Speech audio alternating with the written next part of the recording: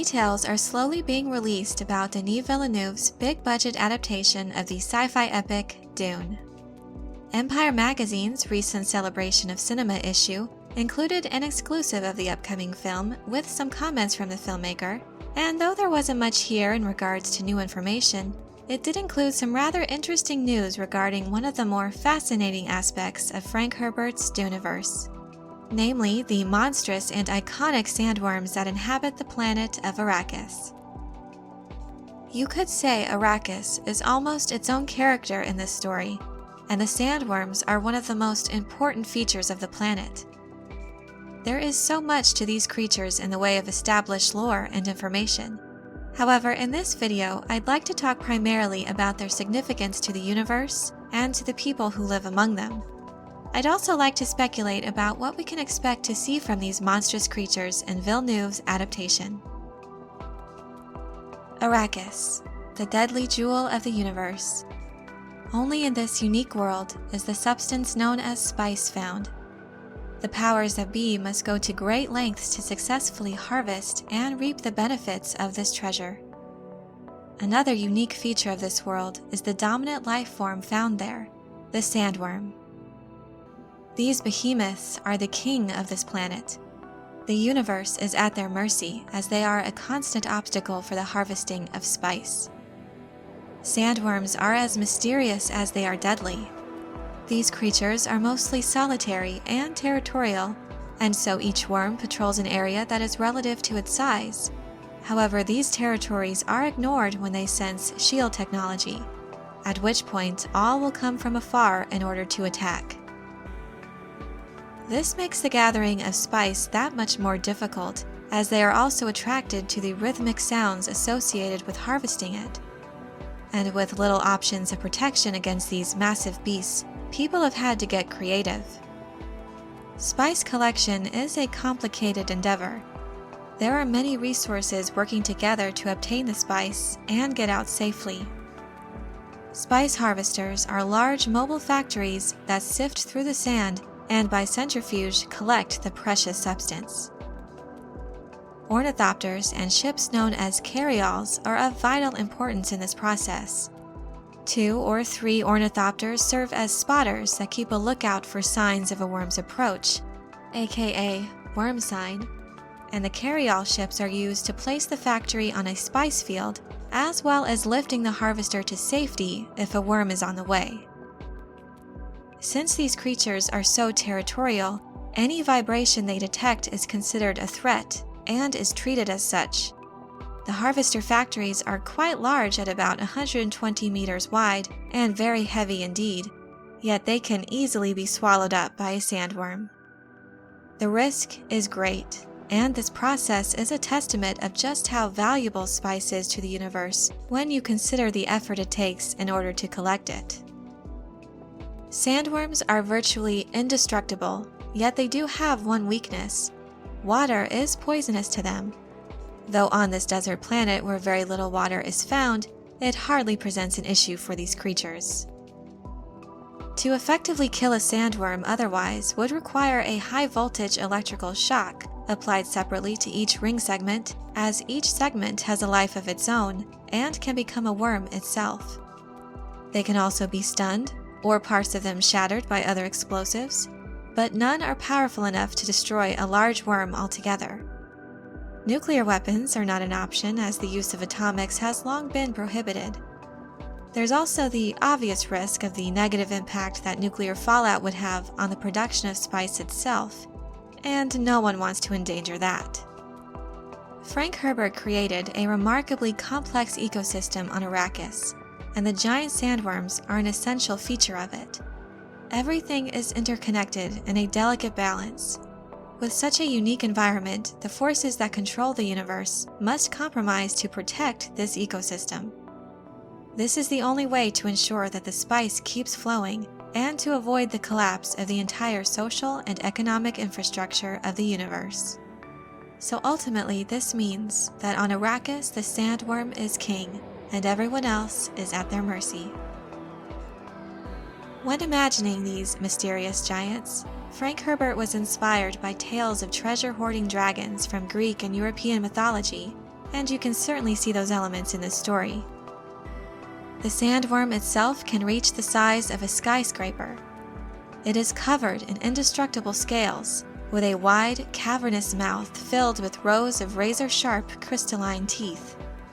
They also have a hyper-awareness of sound and vibration so acute, even the rhythmic steps of walking can alert it to your presence. With these fearsome monsters roaming about, it's a wonder how any people could survive on this world, let alone successfully collect the spice.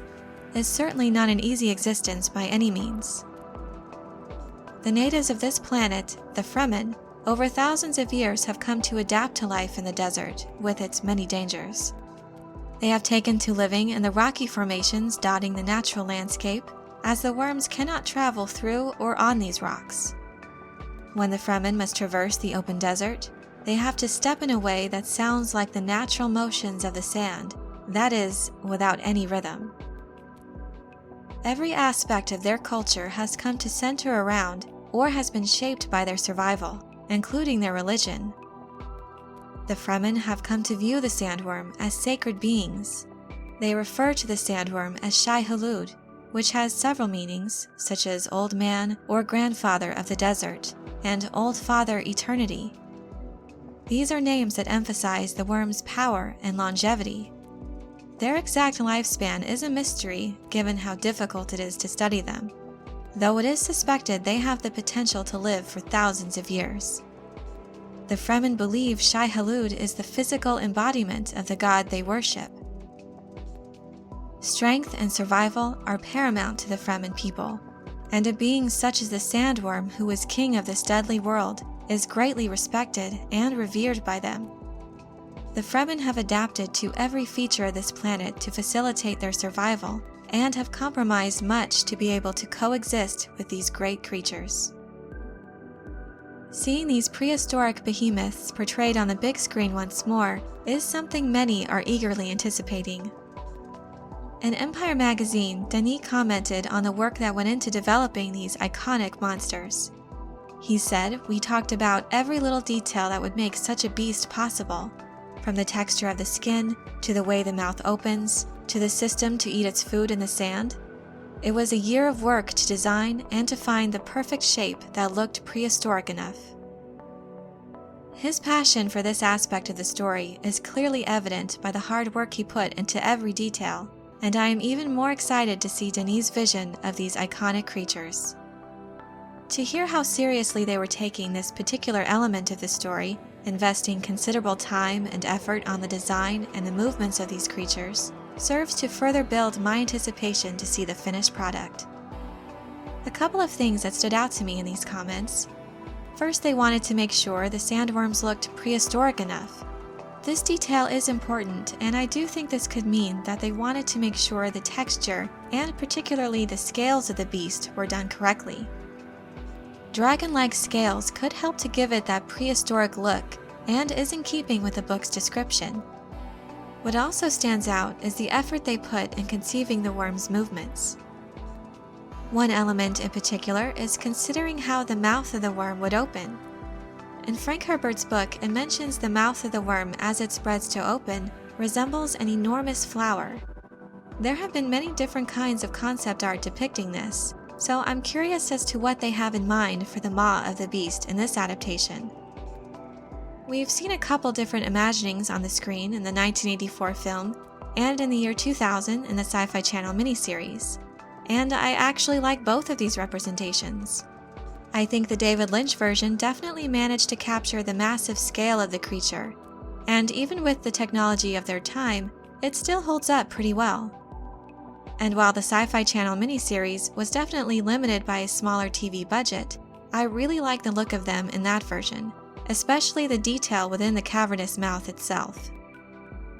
While both of these versions are quite different, I do like each of them. I've seen many different imaginings of these creatures in concept art, several of which are just amazing. However, I myself am not fond of depictions that look like giant earthworms, but Denis' comments make me think that won't be the case in this film. These beasts need to look indestructible, powerful, and enormous. And now, 20 years since the last on-screen adaptation, Villeneuve has the technology and budget at his disposal to present something truly amazing that will be remembered. They are one of the main reasons I'm looking forward to seeing this movie on the big screen. I hope you enjoyed this video. Give it a thumbs up if you did, and be sure to subscribe for more Dune and other sci-fi and fantasy content. And let me know your thoughts on previous attempts to depict the Sandworms and what you're hoping to see from Villeneuve's interpretation of them. Thank you all so much for your support, and as always, have a very nerdy day.